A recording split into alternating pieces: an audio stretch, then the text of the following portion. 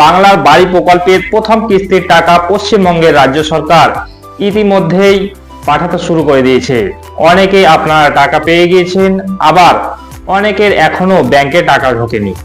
তো আপনার কবে টাকা ঢুকবে এবং আপনার টাকা ঢুকেছে কিনা, আপনার আদেও টাকা ঢুকবে কিনা কিভাবে বুঝবেন, এই ব্যাপারে এই ভিডিওটিতে আলোচনা করা হলো। ভিডিওটি স্কিপ না করে পুরোটা দেখবেন।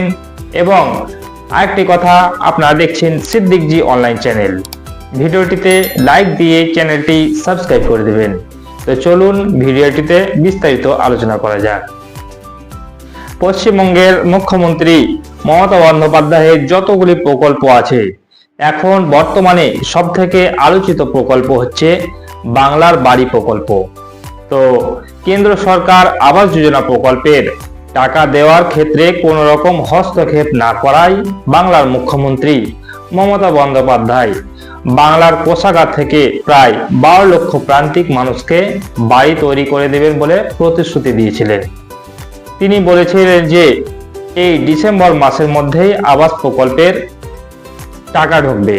তো তিনি তার কথা রেখেছেন। তো প্রথমে জেনে নেওয়া যাক যে সরকার কাদের কাদের টাকা দিচ্ছে।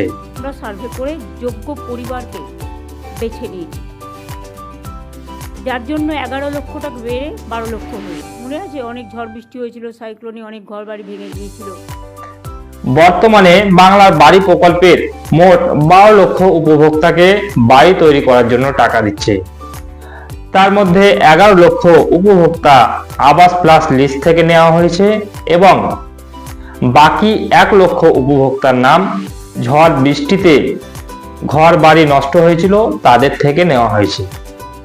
মূলত যাদের নাম আবাস প্লাস এলিজিবল লিস্টে রয়েছে তারা টাকা পাবেন এবং গ্রিভেন্স লিস্টে যাদের নাম রয়েছে তারা টাকা পাবেন এবং প্রাকৃতিক বিপর্যয়ের ফলে ক্ষয়ক্ষতির লিস্টে যাদের নাম আছে তারাও টাকা পাবেন।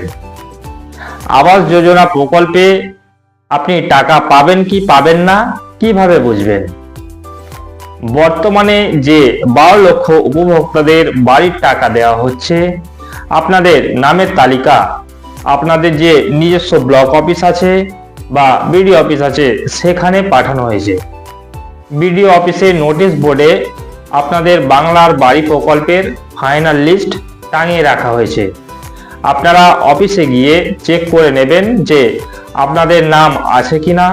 যদি আপনার নাম থাকে তাহলে বুঝে নেবেন যে আপনি খুব শীঘ্রই বাড়ি তৈরির জন্য 1,20,000 টাকা পেতে চলেছেন।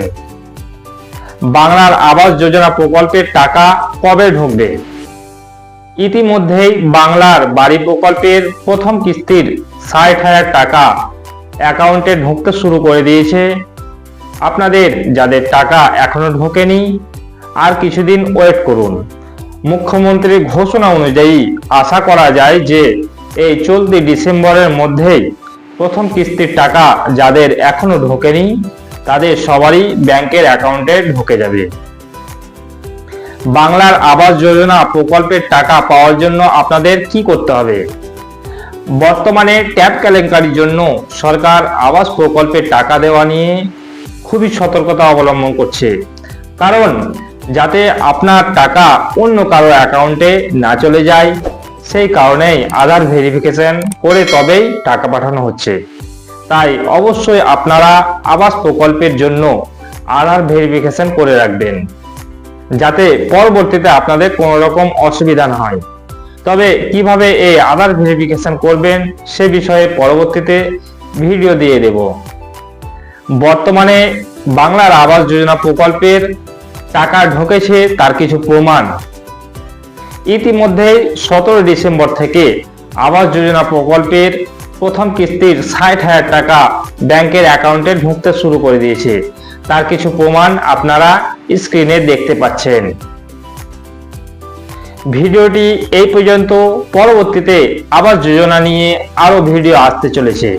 তো আপনাদের কাছে রিকোয়েস্ট, ভিডিওটিতে একটি লাইক করে দেবেন এবং চ্যানেলটি সাবস্ক্রাইব করে দেবেন এবং আপনাদের কাছে রিকোয়েস্ট ভিডিওটি বেশি বেশি করে শেয়ার করে দেবেন তো ভিডিওটি দেখার জন্য আপনাদের অসংখ্য ধন্যবাদ।